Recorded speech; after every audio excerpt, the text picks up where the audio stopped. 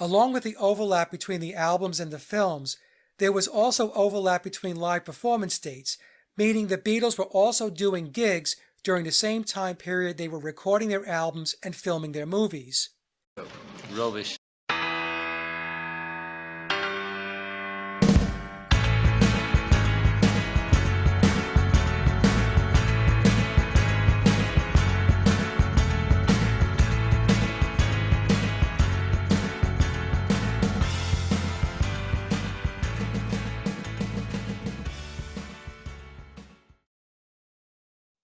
Instant karma's gonna get you. In this video, we will take a look at Mike Williams' second strategy that he employs within his timeline so that he can reduce even further the Beatles' available time for writing music.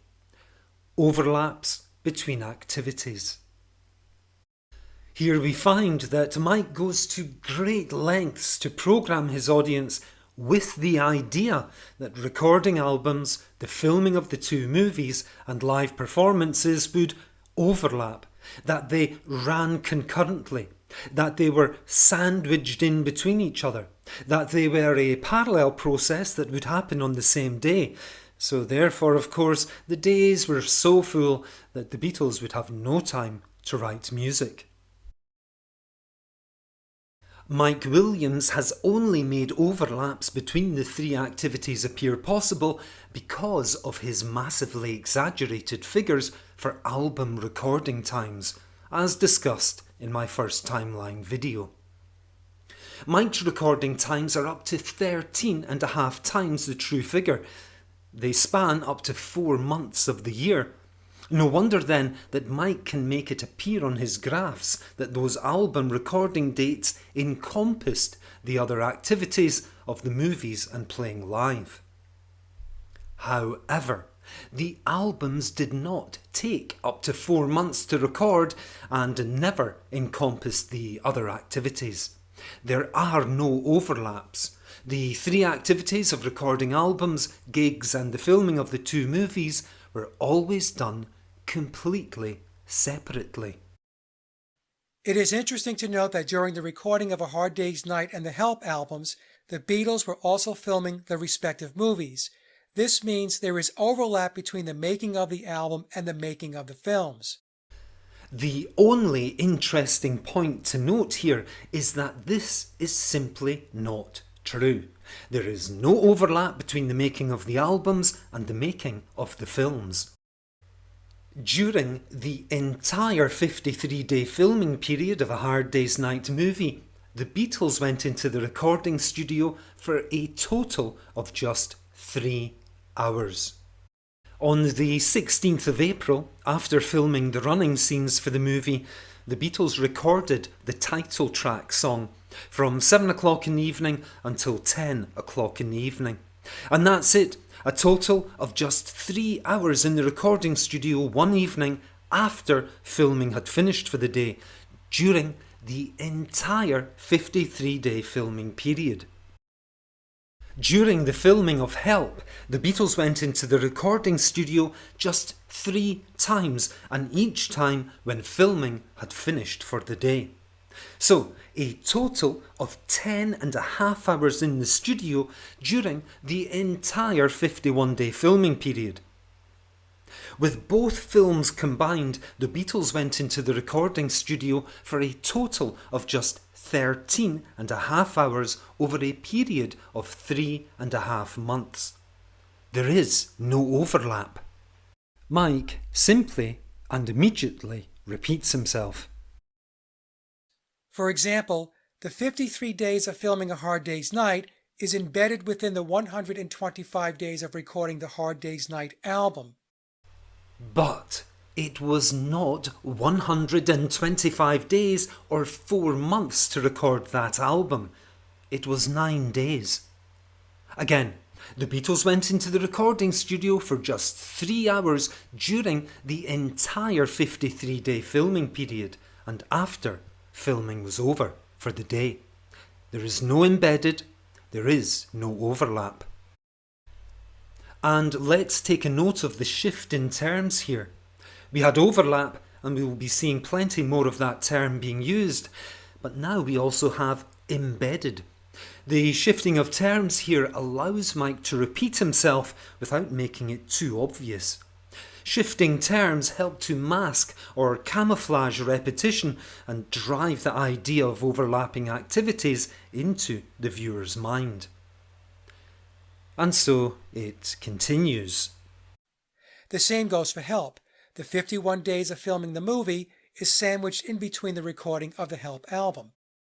Immediately we get another shift in terms. Sandwiched. Overlap. Embedded.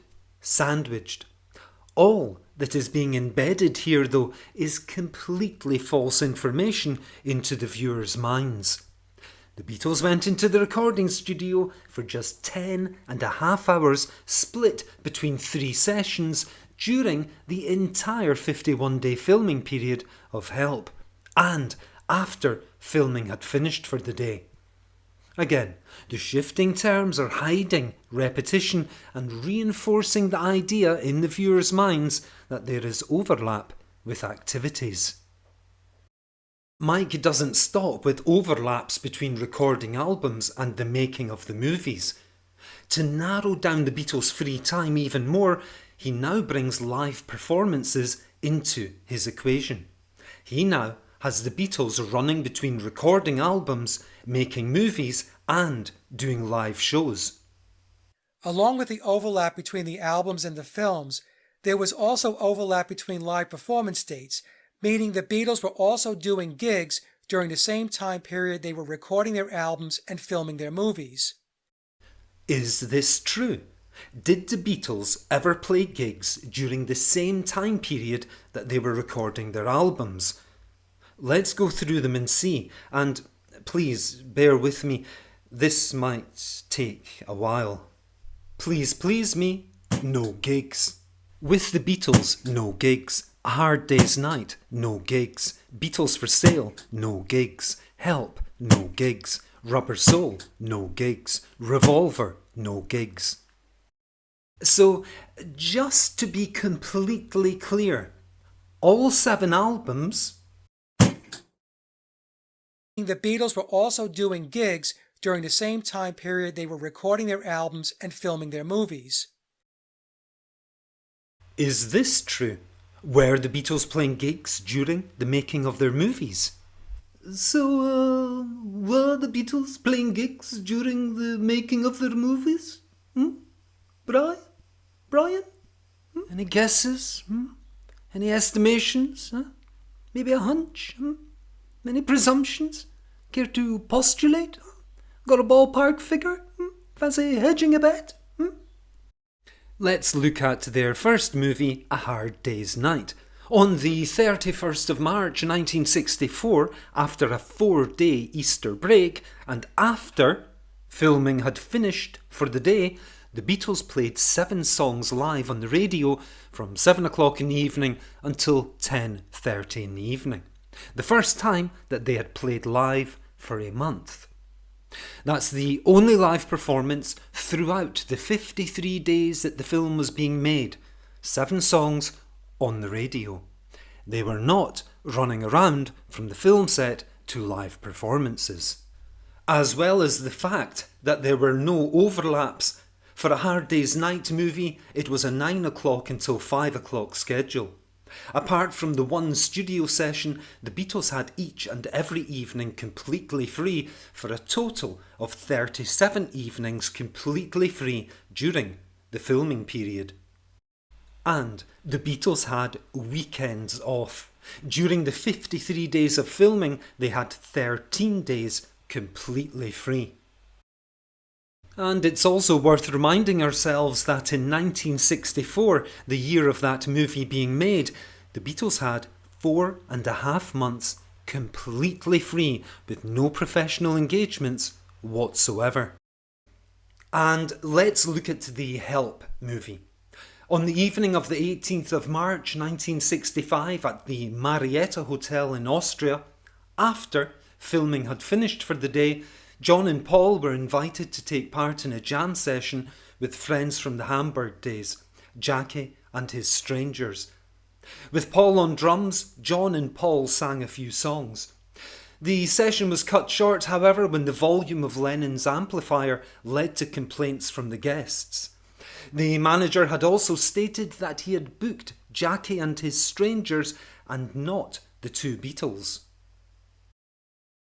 During the rest of the filming of Help, the Beatles had a complete day off before their NME performance on the 11th of April 1965. And that's it.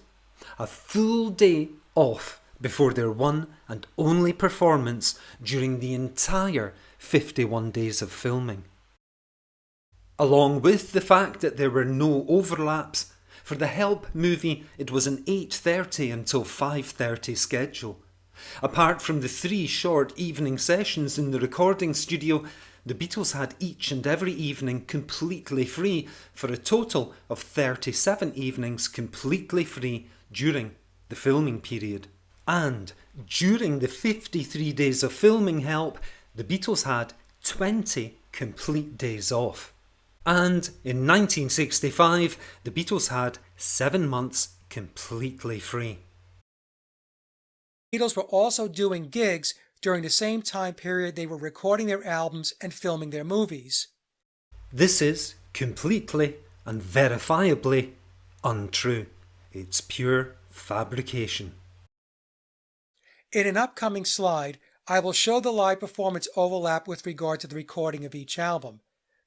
Telling us in advance that there is an upcoming slide is merely an opportunity to repeat and drive even more into the minds of his viewers that there was overlap with live performance and the recording of the albums. But there wasn't. Not one single live performance ever happened on recording days. Before we arrive at that particular slide, we are presented with 2 more slides, which, according to Mike, show us overlap between recording albums and filming of the movies. Something else that didn't happen. This chart shows the overlap between the Hard Day's Night album and the movie. We can see they were done in parallel. Please pause the video if you would like to study the slide.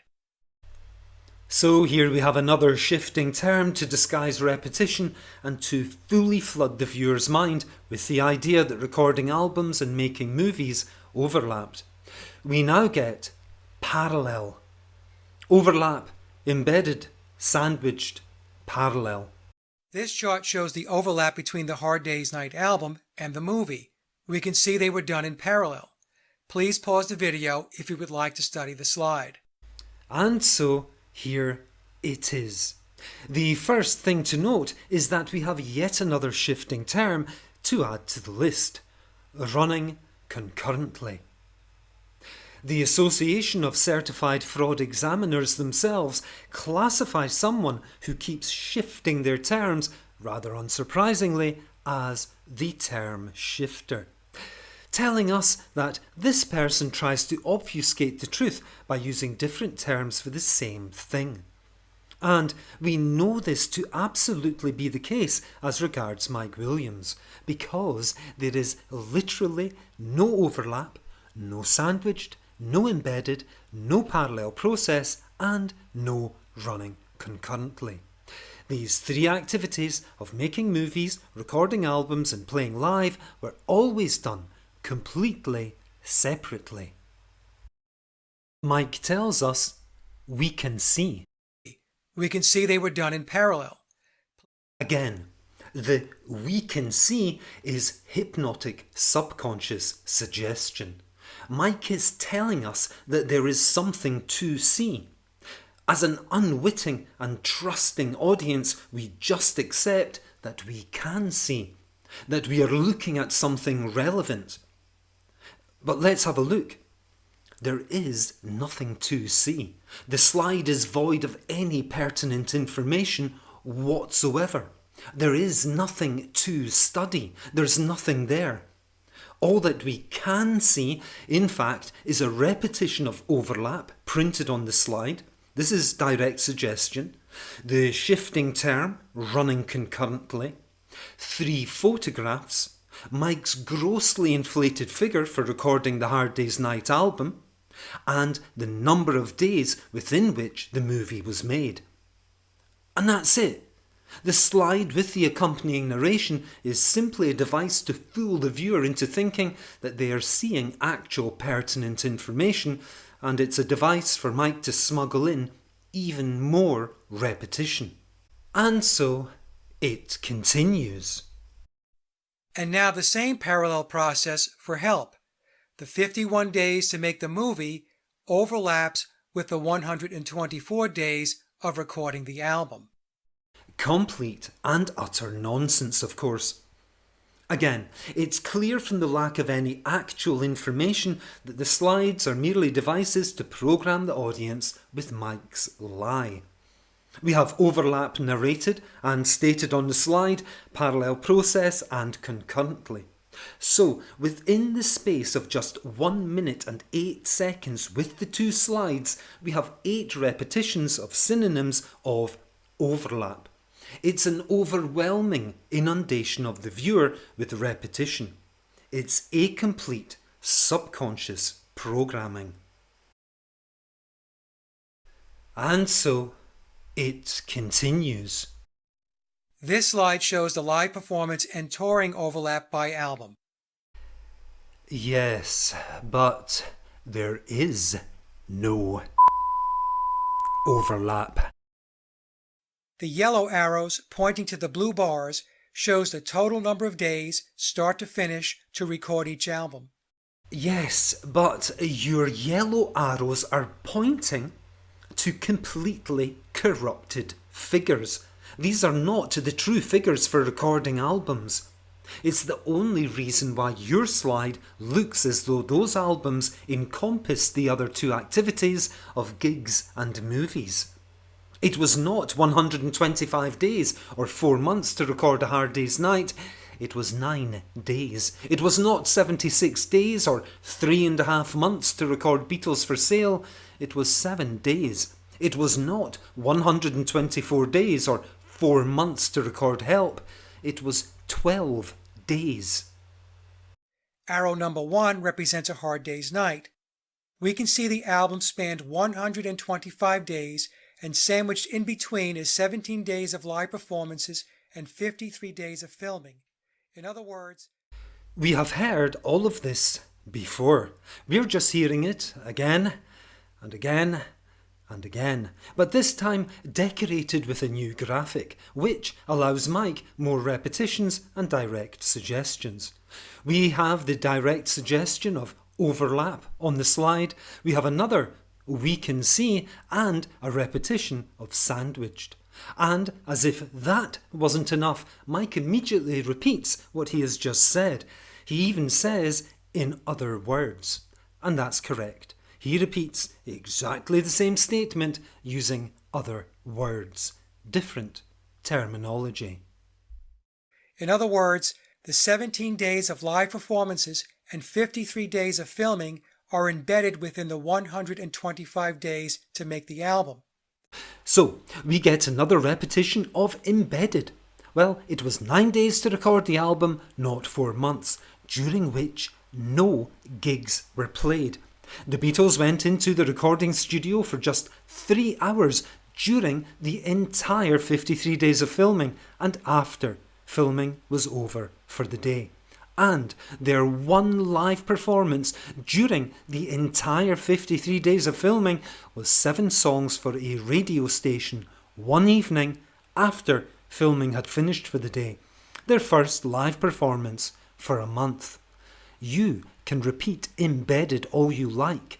There is no embedded. Arrow number 2 is Beatles for Sale. We can see the 76 days to record the album and 40 days of live performances overlapping with the recording time frame. Here we get another we can see and yet another repetition of overlapping. And of course there is no overlapping because Beatles for Sale was recorded in 7 days and not 76 days, during which there were 0 live performances.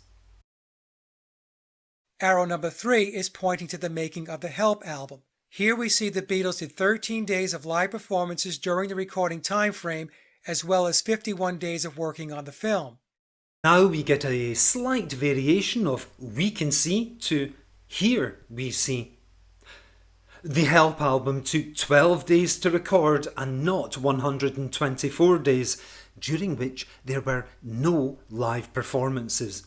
And during the entire filming period of 51 days, the Beatles had a complete day off for their one and only live performance at the NME Awards.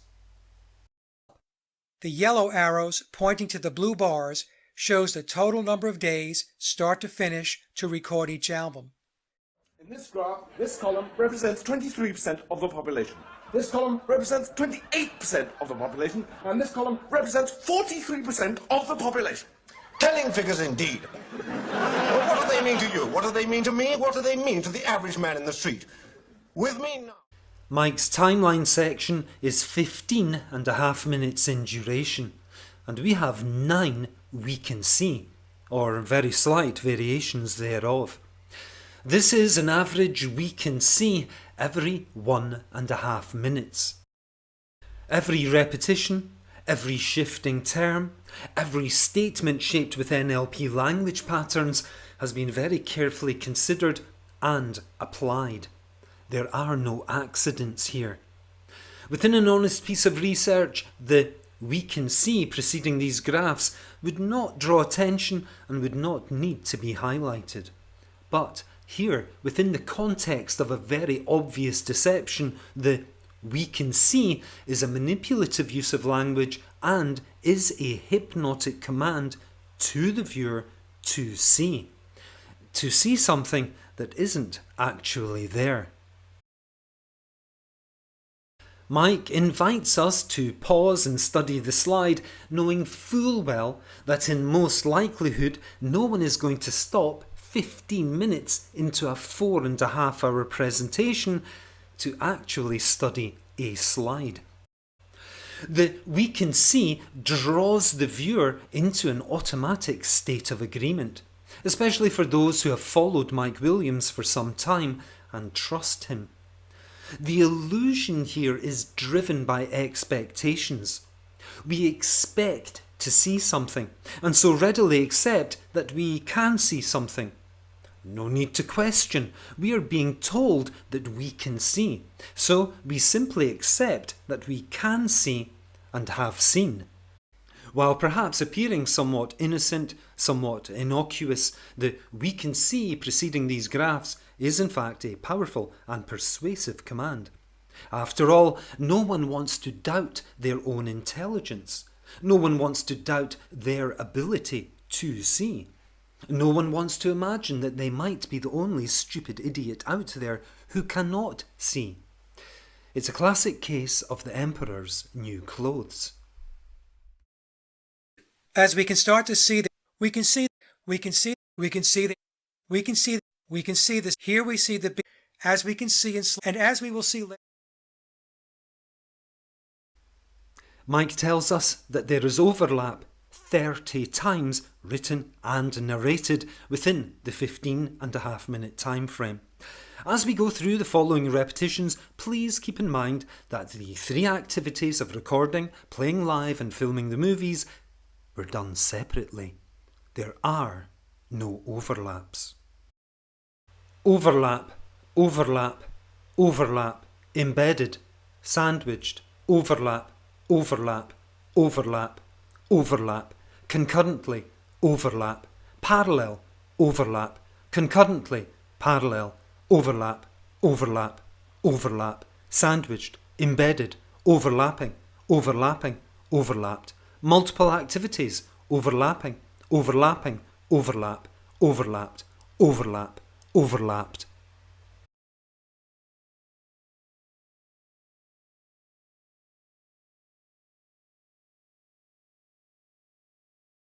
I use neurolinguistic programming techniques like the swish pattern and remapping. And then I have this alter ego where I am a professional master hypnotherapist and I practice out of North Carolina.